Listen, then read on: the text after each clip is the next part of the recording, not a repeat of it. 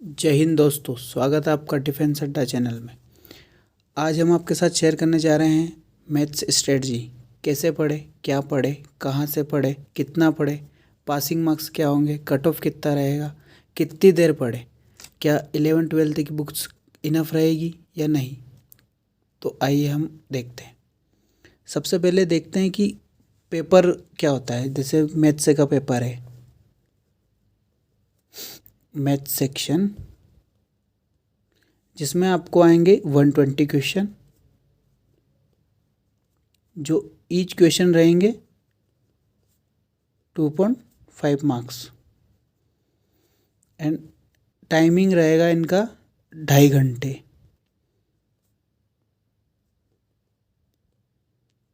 जिसमें आपको पर क्वेश्चन 1.5 मिनट रहेंगे, जिसमें आपको हर क्वेश्चन सोल्व करना रहेगा। और इसके साथ साथ आपको ये भी ध्यान रखना है कि नेगेटिव मार्किंग भी रहेगी इसमें। तो नेगेटिव मार्किंग के लिए इसमें रहेगा 1/4, जिसमें आपके अगर आपके 3 क्वेश्चन गलत होते हैं तो उसके साथ साथ आपका एक क्वेश्चन सही वाला भी काट दिया जाएगा। तो इसी को ध्यान में रखते हुए आपको अच्छे से पढ़ाई करनी है। पेपर में ज़्यादा नर्वस नहीं होना है आपको। ध्यान रहे कि अगर आपके अराउंड 70 क्वेश्चन भी अराउंड अगर सही हो रहे हैं तो फिर आप ध्यान रहे कि ज़्यादा आगे ना बढ़े, क्योंकि अगर आपके 70 क्वेश्चन सही है तो आप कट ऑफ से बहुत ऊपर आ चुके होंगे। इसलिए वहाँ ज़्यादा नर्वस ना होए।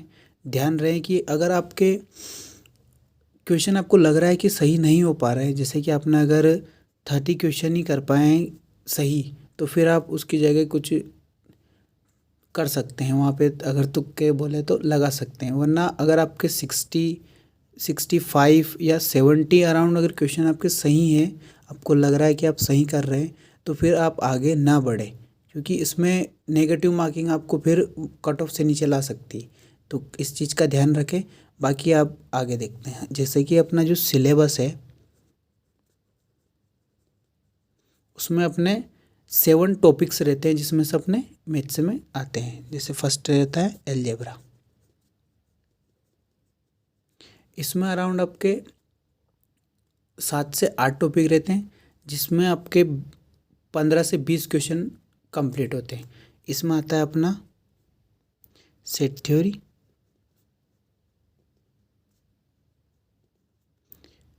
Relation and function,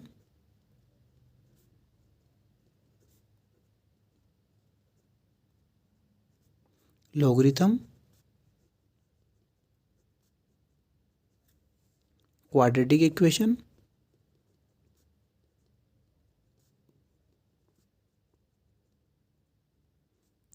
arithmetic progression and geometric progression, permutation and combination,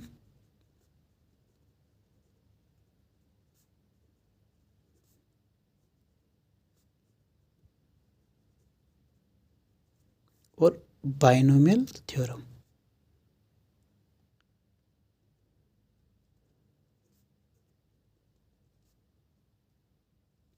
इसमें आपको 1 क्वेश्चन लोग का आता ही आता है, कभी कभी 2 क्वेश्चन भी हो जाते हैं। तो इसमें आपका एक क्वेश्चन इससे रहता है। 3 से 4 क्वेश्चन लगभग आपके सेट थ्योरी से आ जाते हैं, और रिलेशन फंक्शन से भी 4 से 5 क्वेश्चन अराउंड आपके आ जाते हैं। रही बात क्वाड्रेटिक इक्वेशन, अगर अपन 21 के फर्स्ट पेपर और सेकंड पेपर को चेक करें तो उसमें around 6 to 7 question quadratic equations आए हैं आपके, और अर्थमेटिक प्रोग्रेशन आपके अराउंड 2 to 3 क्वेश्चन आते रहे थे। एंड परम्यूटेशन कॉम्बिनेशन से भी अराउंड 2 to 3 क्वेश्चन आते हैं। एंड बाइनोमियल थ्योरम से आपको 2 क्वेश्चन हर बार आए हैं 21 के फर्स्ट पेपर में एंड सेकंड पेपर में, अब चेक कर सकते हैं। एंड इसके बाद आता है फिर अपना ट्रिग्नोमेट्री।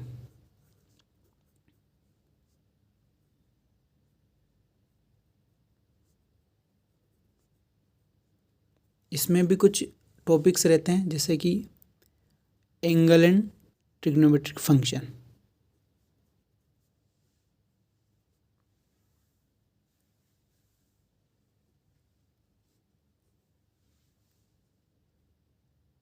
इसके बाद आता है अपने इसमें इन्वर्स ट्रिग्नोमेट्री।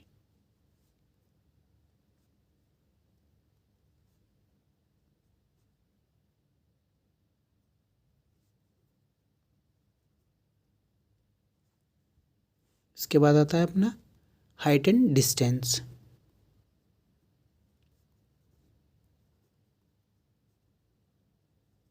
इसके बाद आता है प्रॉपर्टी ऑफ ट्राइंगल्स।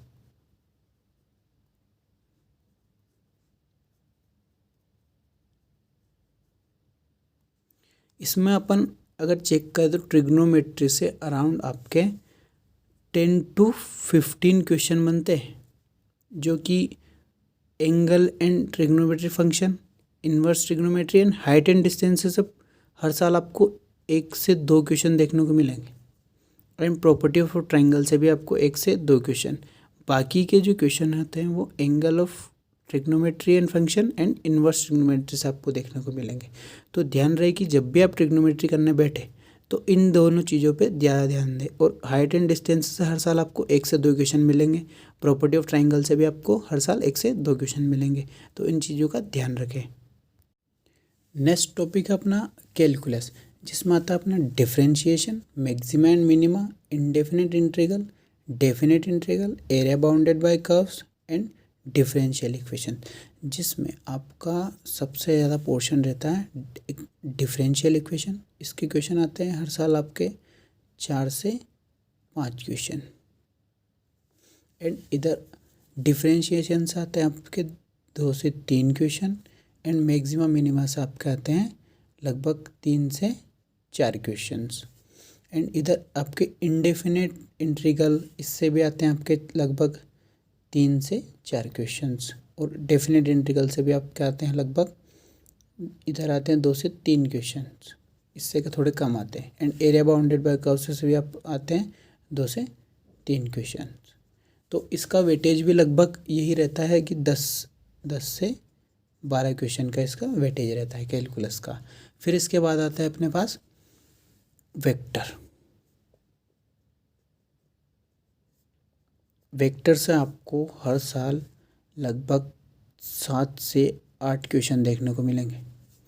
2021 के फर्स्ट एंड सेकंड पेपर, दोनों पेपर में आपके वेक्टर के लगभग 7 से 8 क्वेश्चन देखने को मिले हैं। दोनों पेपर में 7 से 8 क्वेश्चन आए आपके वेक्टर के। तो वेक्टर भी एक बहुत ही इंपॉर्टेंट चैप्टर हो गया आपके लिए, तो इसको भी ध्यान से पढ़ें। और इसके बाद आता है फिर आपका matrix and determinant. Matrix and determinant,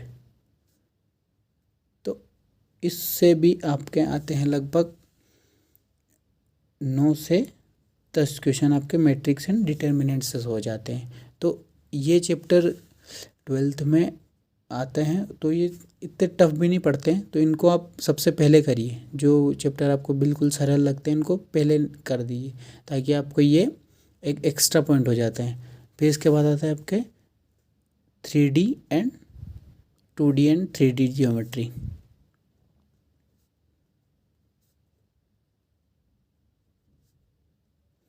तो इसमें पढ़ते हैं फिर आपके, इसमें कुछ वो इसके पार्ट्स रहते हैं। जैसे इसमें आता है रेक्टेंगुलर, कार्टेशियन कोऑर्डिनेट।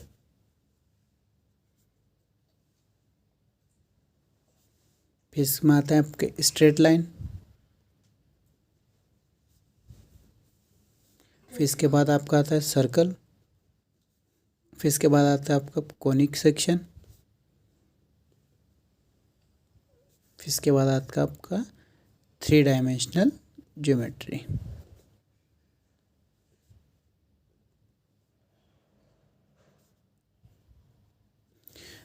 दोस्तों ये सबसे इसमें आपके इम्पोर्टेंट ये 3D एंड 2D ज्योमेट्री भी आपका बहुत इम्पोर्टेंट। इससे भी आपको लगभग हर साल 12 से 18 क्वेश्चन देखने को मिलते हैं 2D एंड 3D से।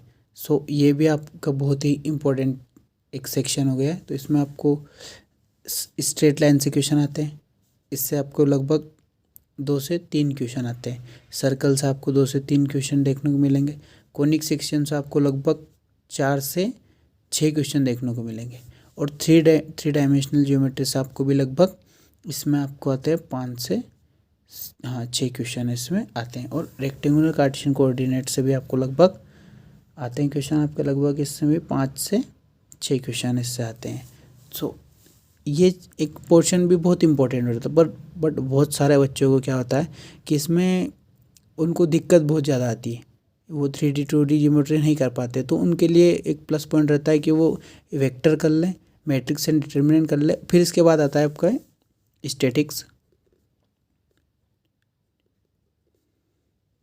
Statics and probability.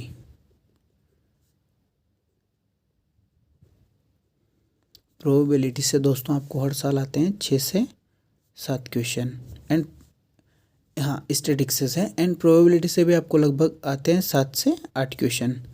सो जिन दोस्तों को 3D एंड 2D ज्योमेट्री में कुछ दिक्कत आती है वो अपना स्टैटिक्स एंड प्रोबेबिलिटी कर सकते हैं, क्योंकि स्टैटिक्स एंड प्रोबेबिलिटी आपको 9th 10th से ही पढ़ाने लग जाते हैं। बाकी 3D 2D भी रहती है, पर बहुत सारे बच्चों को इन चीज़ों में दिक्कत आती है। जैसे वो सर्कल वगैरह कर सकते हैं, स्ट्रेट लाइन कर लेते हैं, बाकी जो 3D डायमेंशनल होता है उसमें उनको थोड़ी दिक्कत रहती है। तो उनको ये चीज़ अगर वो अवॉइड करना चाहते हैं तो उनको छोड़ भी सकते हैं, बट बाकी उनको फिर इनमें परफेक्ट होना पड़ता है, इसलिए उनको भी थोड़ा देख लें। फिर आपको वेक्टर है, वेक्टर ऐसा है कि वेक्टर भी आप फिजिक्स वगैरह में पढ़ते हैं तो उसके जैसे तो कुछ सेम रहता है थोड़ा थोड़ा, तो आप उसमें वेक्टर भी अच्छे से कर सकते हैं, तो इसका कुछ ध्यान रखें। इधर कैलकुलस में आप कैलकुलस भी आप तो 11th 12th में पढ़ते हैं, तो इनको भी थोड़ा स्ट्रॉन्ग कर लें। और इसके बाद आता है फिर आपका कि इन सभी चीज़ों को रिवाइज कैसे करें, इनका रेगुलर बेसिस पे इनको करें, या फिर मैं कहना ये है कि इनमें आपको प्रैक्टिस ज़रूर रहती है। जैसे कि आपने किसी चैप्टर को आपने कंप्लीट कर लिया है तो उसके आपके प्रीवियस ईयर क्वेश्चन लगाना है। जैसे किसी बुक ले ली, जैसे आपने RS अग्रवाल ले ली, तो उसमें से आपको उसके सारे क्वेश्चन लगाने कि अपने क्वेश्चन बन रहे हैं कि नहीं बन रहे, क्वेश्चन कैसे आ रहे हैं प्रीवियस ईयर। जिसमें फैक्चुअल क्वेश्चन थोड़े ज़्यादा आते हैं, तो आपको फैक्चुअल क्वेश्चन पर ध्यान देना है कि फैक्चुअल क्वेश्चन कैसे करें।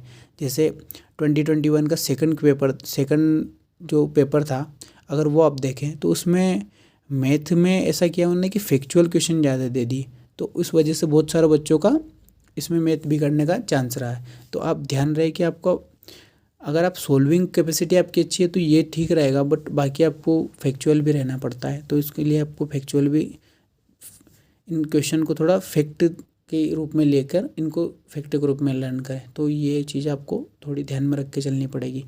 इसके साथ साथ आपको थोड़े प्रीवियस ईयर क्वेश्चन देख के चलना है कि प्रीवियस ईयर में पूछा क्या है, कैसे क्या पैटर्न में क्वेश्चन आ रहे हैं और कैसे करें इनको।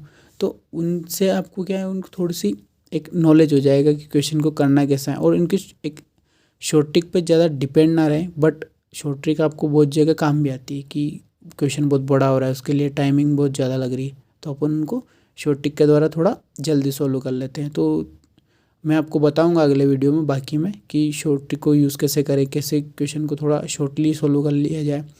जैसा अभी आपने 11th 12th के बोर्ड से दिए, 12th के बोर्ड से दिए, तो उसमें क्या है आपको क्वेश्चन थोड़ा बड़ा करके लिखना होता है।